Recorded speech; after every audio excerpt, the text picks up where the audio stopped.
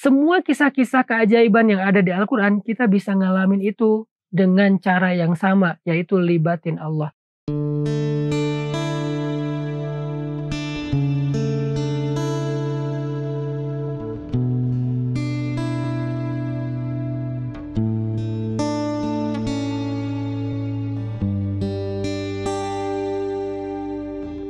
Hari ini saya akan bahas 3 cara yang paling sederhana melibatkan Allah dalam urusan kita secara general.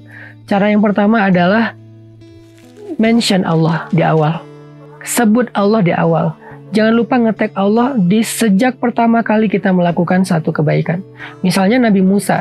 Sebelum Nabi Musa berdakwah kepada Fir'aun, sebelum Nabi Musa datang kembali ke Mesir dari Yordania atau Madian, hal pertama yang dilakukan Nabi Musa itu adalah meminta petunjuk Allah. Nge-mention Allah dengan kalimat, Rabbi syrah li sadri, wa yassir li amri, wahlul uqdatan min lisani, yafqahu qawli, waj'al li waziran min ahli, Haruna akhi, ushdud bihi azri, wa ashrikhu fi amri, kay nusabbihaka katsira, wa nadhkuraka katsira. Rabbi, lapangkan dadaku, mudahkan urusanku, tuntun ucapanku agar dia mengerti apa yang aku katakan. Dan beri aku seorang pendamping, seorang teman dalam dakwah ini, dalam perjuangan ini. Harun, saudaraku, jadikan dia sebagai penguat, pendukungku, agar kami bisa bertasbih kepadamu sebanyak-banyaknya, agar kami bisa bersyukur kepadamu sebanyak-banyaknya. Nah, ini adalah cara pertama melibatkan Allah dalam urusan kita, yaitu dengan berdoa, nge-mention Allah, nge-tag Allah, menyebut nama Allah, Bismillah, Insya Allah, kemudian doa-doa safar, doa-doa sehari-hari, bahkan doa-doa yang sifatnya lebih spesifik. Libatkan Allah dengan doa, libatkan Allah dengan menyebut nama Allah, libatkan Allah dengan nge-mention Allah. Dan lebih baik lagi kita menyebut nama Allah itu dengan nama-namanya yang mulia. Walillahil asma'il husna, walillahil asma'il husna fad'uhu biha. Allah punya banyak nama-nama yang mulia, maka panggillah Allah dengan nama-nama yang mulia itu. Jadi libatkan Allah dengan cara menyebut nama-nama Allah, dengan cara berdoa kepada Allah ketika kita awal mengerjakan sesuatu. Ketika kita punya masalah dengan seseorang, langsung libatkan Allah dengan berdoa, dengan menyebut nama Allah, dengan memanggil nama-nama mulia Allah di antara Asma'ullahil Husna. Dan itulah rahasia Sayyidah Maryam dan juga Sayyidah Aisyah mendapatkan pembelaan Allah ketika mereka difitnah, ketika mereka dibuli oleh masyarakat mereka. Apa yang dikatakan Sayyidah Maryam dan Sayyidah Aisyah ketika awal mendapatkan berita kalau mereka itu sedang difitnah, dibuli, kalau sekarang mungkin di sosial media. Hal pertama yang diucapkan Sayyidah Aisyah dan Sayyidah Maryam adalah Ashku bathi wa huzni ilallah, wallahul musta'an ala ma yasifun. Aku tidak akan berkeluh kesah kecuali mengadu kepada Allah, dan Allah sebaik-baik pelindung atas apa yang mereka ucapkan terhadap aku.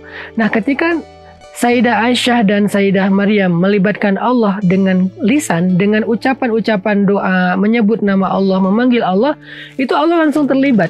Sehingga ketika Allah terlibat, terjadilah keajaiban. Apa keajaibannya? Sayyidah Maryam langsung mendapatkan keajaiban, tiba-tiba bayinya bisa bicara dan membela ibunya.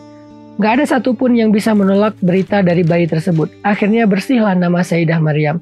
Sedangkan Sayyidah Aisyah mendapatkan keajaiban, tiba-tiba turun ayat di surat An-Nur khusus dari Allah untuk membela Sayyidah Aisyah. Jadi kalau kita pengen dapetin keajaiban jalan keluar dalam masalah kita, ya sebut nama Allah. Itu juga yang dilakukan Nabi Musa kan.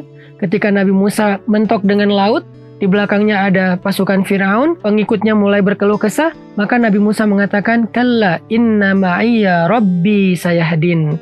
Pasti Allah bersamaku dan dia akan memberiku jalan keluar. Allah disebut, Allah dipanggil, Allah dilibatkan. Itu juga yang dikatakan Nabiullah Ibrahim ketika dalam bara api, malaikat Jibril menawarkan pertolongan, kata Nabiullah Ibrahim, amma ilaika fala. Kepada engkau Jibril, aku gak butuh apa-apa. Lalu Ibrahim mengatakan, hasbiyallah wa ni'mal wakil. Cukup bagiku Allah sebaik-baik penolong dan penjaga. Akhirnya ketika Nabi Ibrahim nge-mention Allah, Allah terlibat. Ketika Allah terlibat terjadi keajaiban, Nabi Musa Allah belah lautan sehingga bisa menyeberang seperti jalan tol sampai ke tujuan.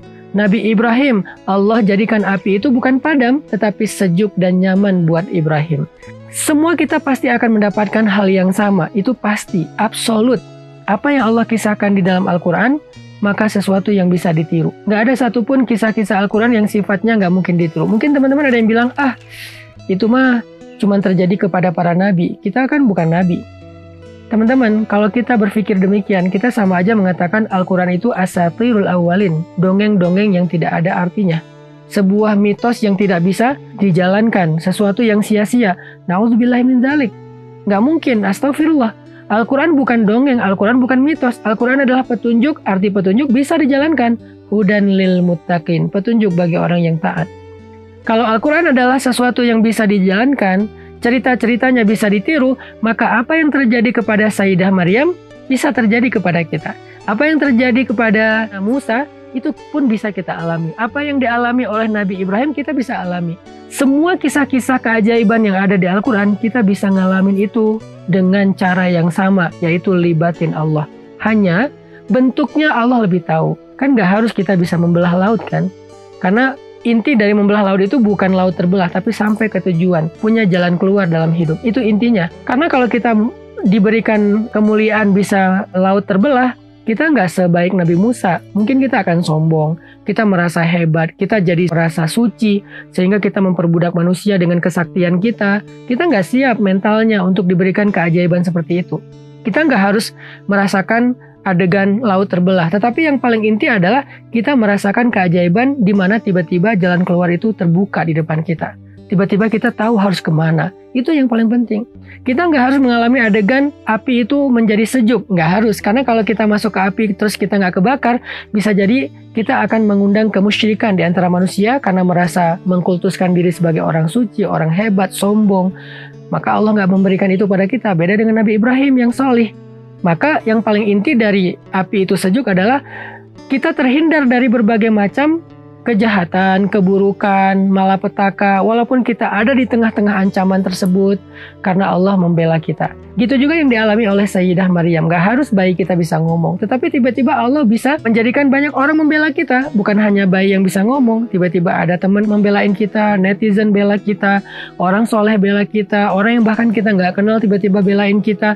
Semua itu mudah bagi Allah. Sebagaimana juga mudah bagi Allah untuk menunjukkannya kepada Sayyidah Maryam dan lain-lainnya.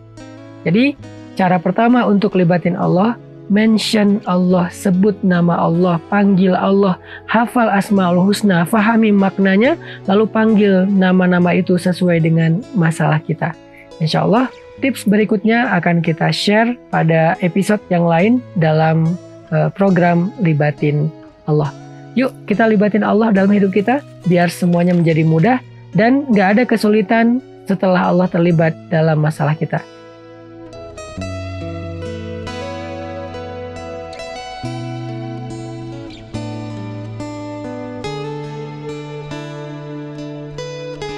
Aneh kalau misalnya kita pengen dapetin dukungan Allah, pengen dapetin pertolongan dan pembelaan Allah, tapi sehari-hari kita tuh berjarak dengan Allah.